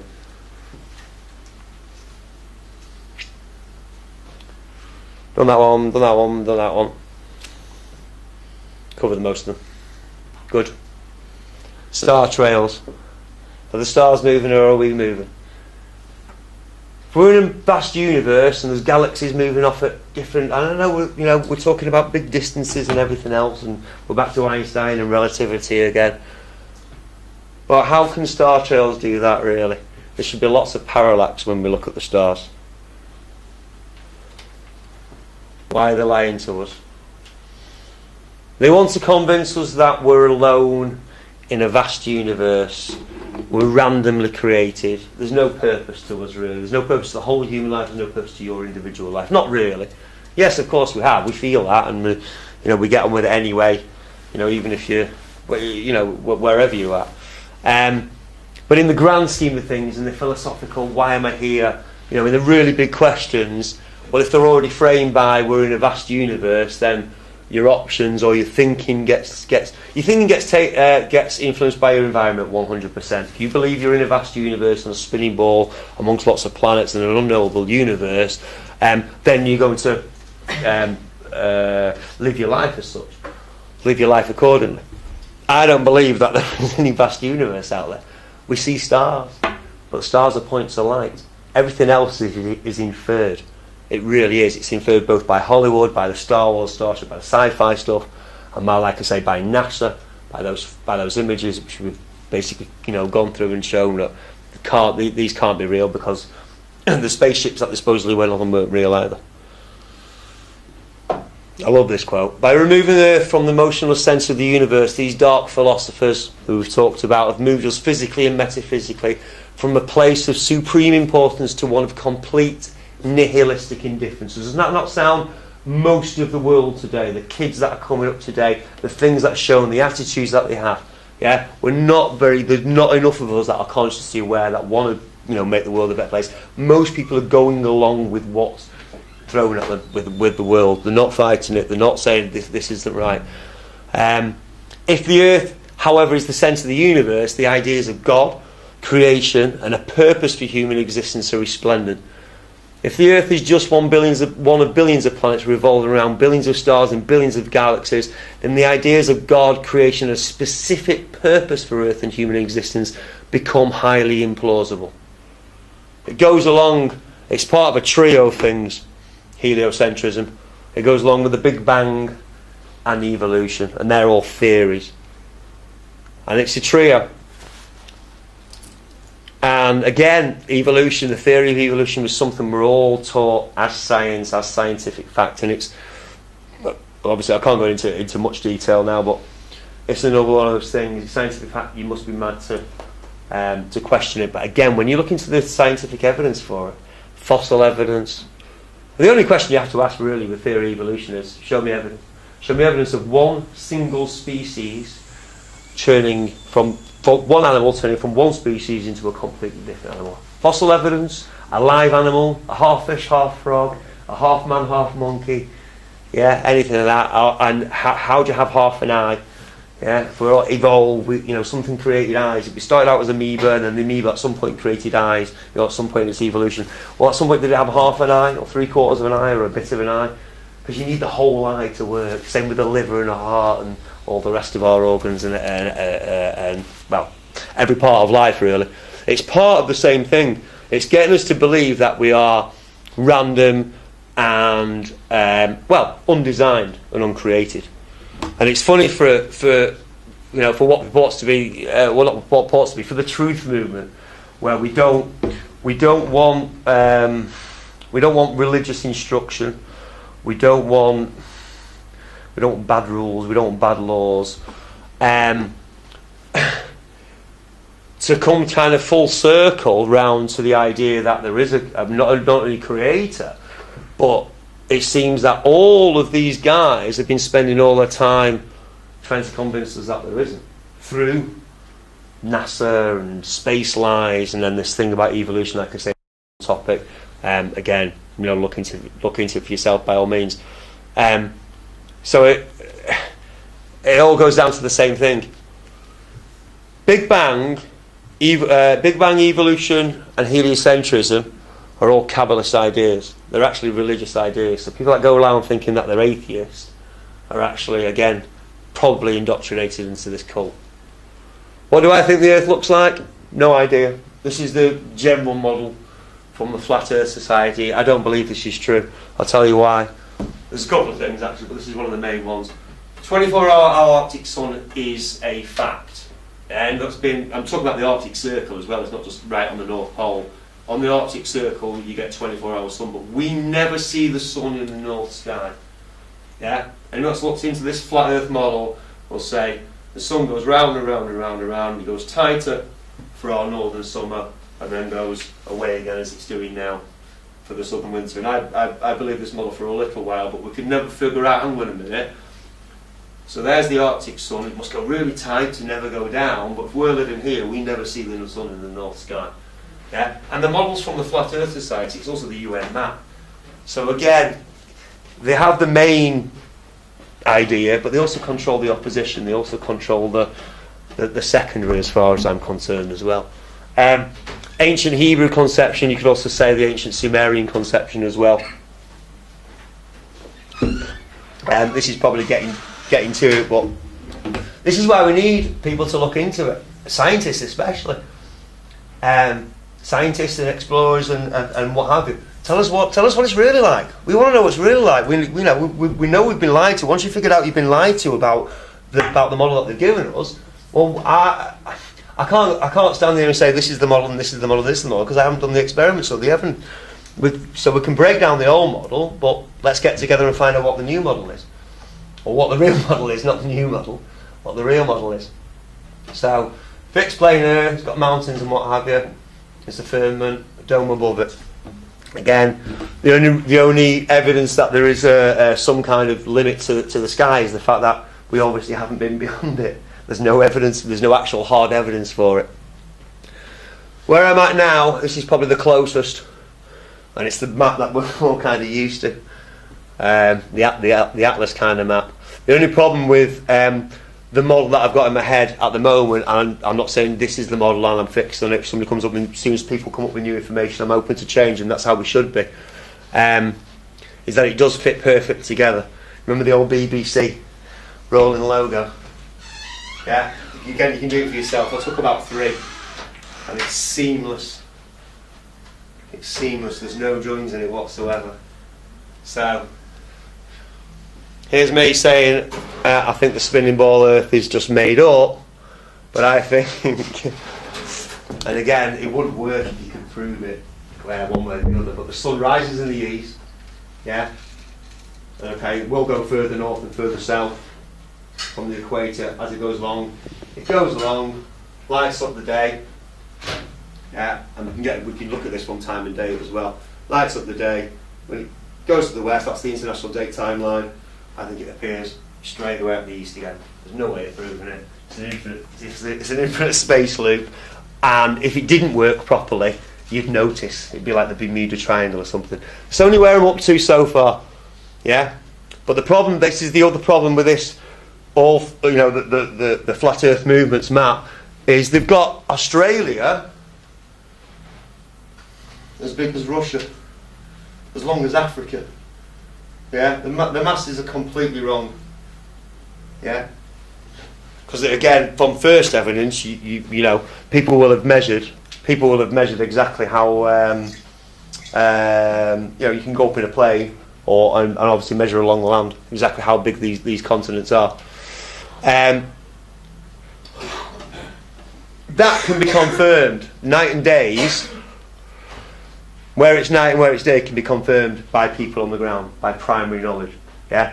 So if there's official sunrise for where I live, you know, in the north of England, and they say it's sunrise at 7 o'clock, and we know it's sunrise at 5 o'clock, and say, hang on a minute, that's completely wrong. Yeah. The timeanddate.com will show you night and day patterns anywhere in the world. Yeah. We've had a video could show you some animations of it, but this is about where I'm up to. We're coming to the very end of it now. Like I say, it's all completely about getting us away from the idea that the Earth was created by a supreme being. He put us here, and the problem is that. Not the problem is the idea of heliocentrism, the Triple Crown, heliocentrism, the Big Bang, and evolution disproves everything in the Bible. It disproves it. But for myself, if I've done the research and gone, hang on a minute, evolution's flattered the globe Earth, the heliocentrism is just completely fallen apart. And there's no Big Bang. Something can't come out of nothing anyway. It's completely scientific, which is why I say it's come from Kabbalism. Well, that puts the Bible back on the table for me. Because people ask why the flat Earth. There's 2 things people say. One, it's a psyop. It can't be a psyop, can it? It can't be a psyop if they're not mass doing it. This is generally come from the ground up. But the other thing is, what does it matter? What does it matter if it's flat or round or triangle or square? There's governments and they're attacking people and they're doing all this stuff, but it matters everything. It matters everything. If it comes down to who we really are, what we're really doing here. The big philosophical questions that every single person asks themselves, whether they admit it or not, every single person really asks themselves, what am I doing here? Is there a God or isn't there? Why is all religious instruction terrible? Why does no religious instruction ever bring anybody close to God or being godly? You know, the religions act terribly. They really do. But this is the key for me, because I wasn't brought up religious. In fact, I was atheist up until 6 years ago. This is the key for me, realising that they've lied about this. The size of the deception, yeah, that they've got us all believing we're on a spinning ball earth. And really, when you go outside and you actually look for yourself and you trust your own senses instead of what they've told us, and you go, this place isn't spinning around at 1,000 miles an hour. Yeah, worse still, everything's here for us. The sun and the moon and the stars are a magnificent timepiece that have been created by the Creator, by a God who loves you and loves all of us, and that's why He's created that timepiece for us. But somebody has quite cleverly taken that and got us to believe virtually the opposite. The size and the cleverness of the deception is often what puts people off accepting it. Yeah? I'll leave it there. Thank you very much. Who used to think they were on a spinning globe earth and now doesn't? I've not convinced anybody yet. Do your own research by all means. Check everything out. I've covered a lot of information, and to be honest with you, it's either a third or a half of it, I don't think. What do you think we are? Say again. What do you think we are? I think we're human beings. I think we're men and women created by God. And the planet as we know it, what do you think that is? In terms of shape. Yeah, I think it's probably that. Well, in terms of where it is, I think, like I say, this idea of we're in a vast universe. Again, I think that's in our heads. It's only looking at the stars that we can say that anybody can convince us. Look, the stars there, yeah, aren't they all suns? Well, if you get out of your head the idea that these stars are also suns and they've got planets, because we're not in a solar system as far as I've uncovered. We're not all in a solar system with planets. We are, that's the Earth. There's the sun and the moon and the stars, and they're all, whatever they're doing. Like I say, I don't know the exact model, but they're all going about for us. It's a magnificent timepiece in the sky for us. Yeah, the difference is in perspective. Is it shows you how important we really are. And let's face it, we've been, put down and denigrated and shut down for thousands of years. You know what I mean? This has been going on for generations and generations. But instead of thinking, like I say, that we're lost among some vast universe and we might be able to, save this planet, I don't know what's going to happen and all the rest of it, but no, this is all there is. And even though quite clearly Lucifer, Satan, the Dark One, the evil people, the Freemasons, whoever you want to say, are quite clearly running the world, they're only running the world for as long and as far as God will let them. So, why is there evil in the world? You can go on and on and on and on. Most people have had religious instruction.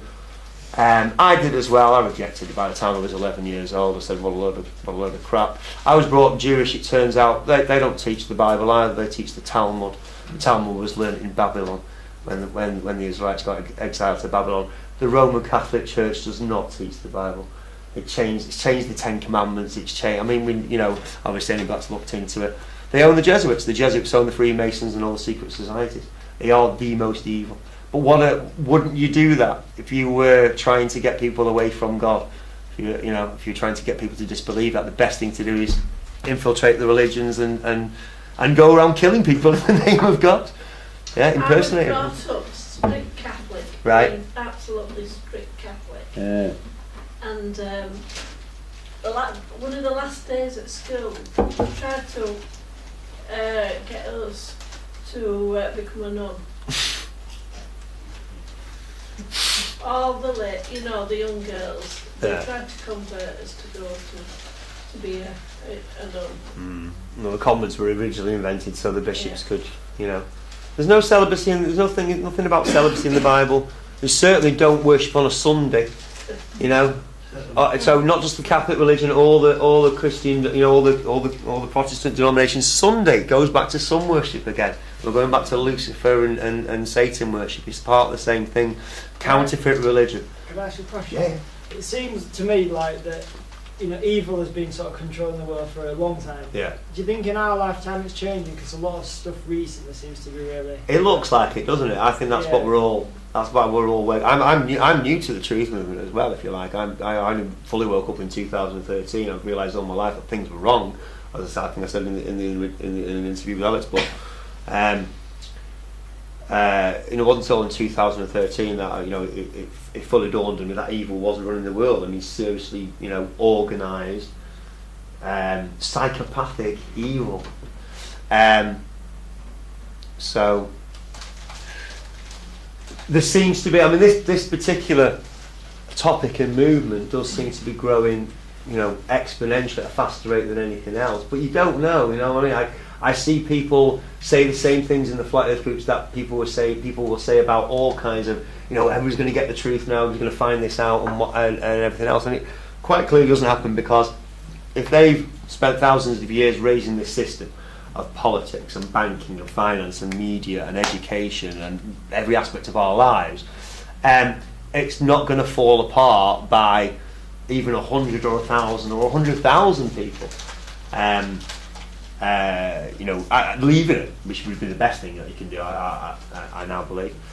Are we going to see in our lifetime? I keep saying one generation. I mean, I don't know if people were looking at the September the 23rd and 24th and 28th and all that. I mean, the overhype sort of kind of gives it away in the first place. And you're like, well, something might happen, something might not. I certainly kept my eye on the stocks and made sure, obviously, if there's going to be a financial crash, let's go out and buy as many tins as you can possibly can. But apart from that, we're doing everything up front. It was the Pope going to the UN, signing off the climate change agenda. That fits in with the climate change and the global warming and all the rest. It fits in with the flat Earth realisation as well, the fixed Earth realisation as well. So is all the aliens, everything alien. I don't think they need Project Bluebeam. When I first discovered the flat Earth, I thought, well, it's okay. Well, Project Bluebeam's for definite. Then there definitely be some alien deception. Either saviour more than Independence Day. They're coming to invade us, and we all have to get together. Well, that's one way to bring about a one world government. To have a constant threat from Pluto, I suppose, or wherever they're going to bring the aliens from. But they don't need it. I say, as long as people are 100% fixed in this idea that there's basically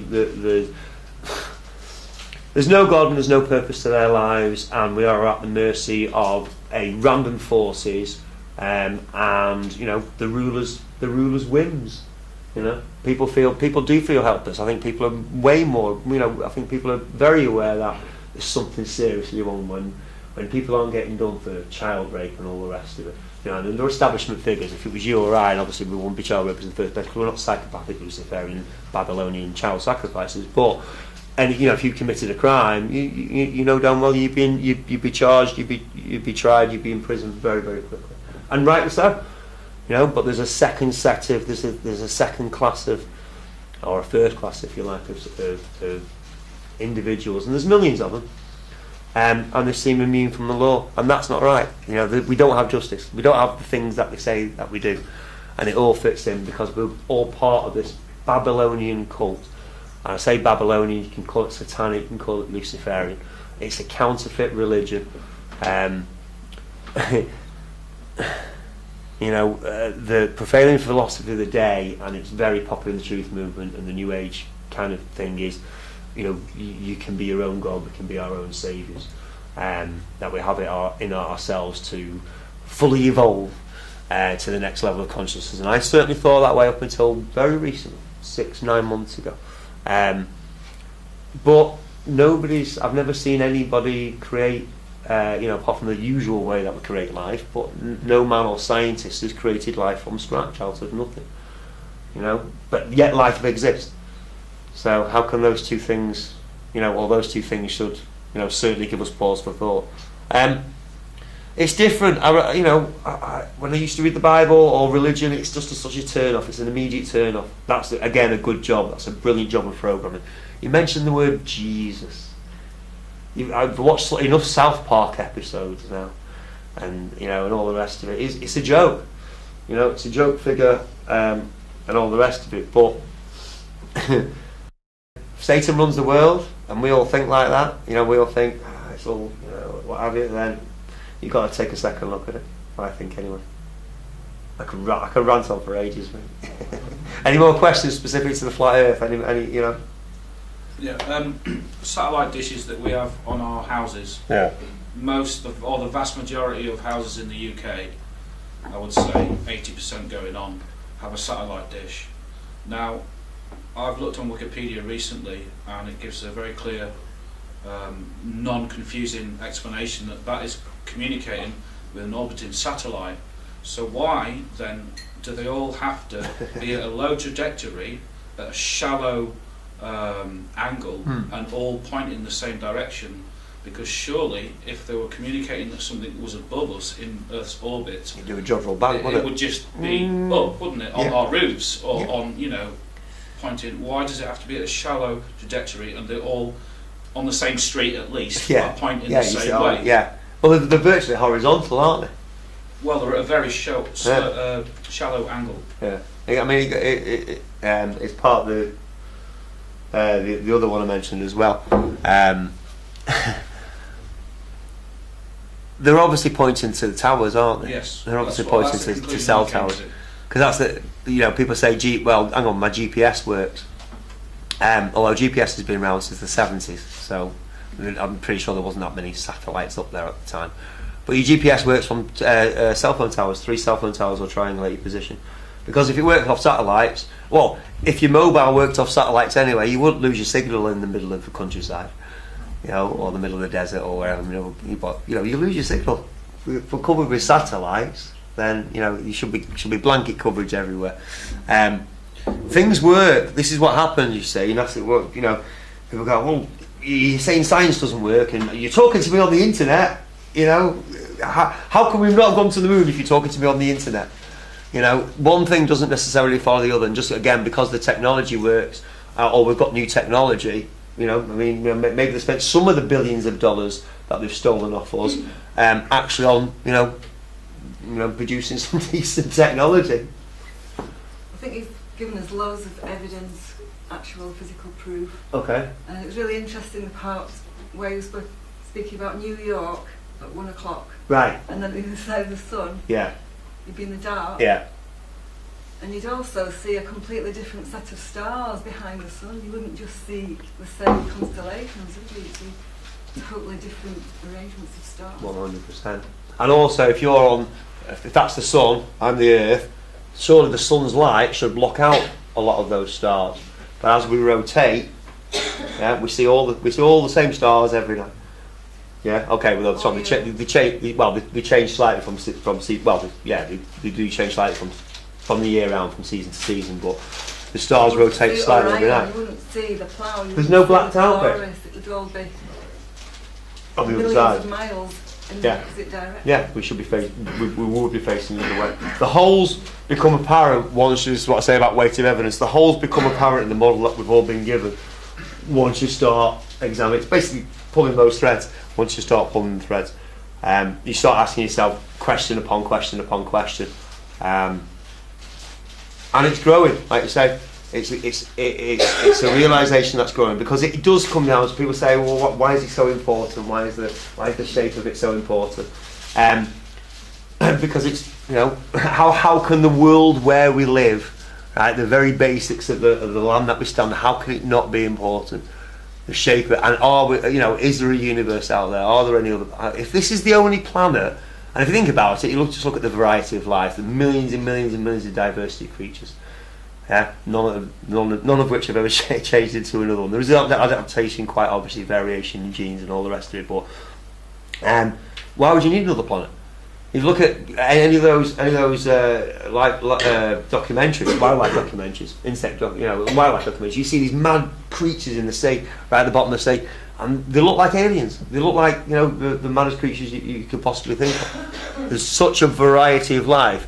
Again, if you're a creator, unless we came out randomly from nothing, if you're a creator and you're going to create a world for beings to live in, and hopefully one day for you to live in them as well. Then just create one great big massive place and put everything there. Why would you have several thousand different planets?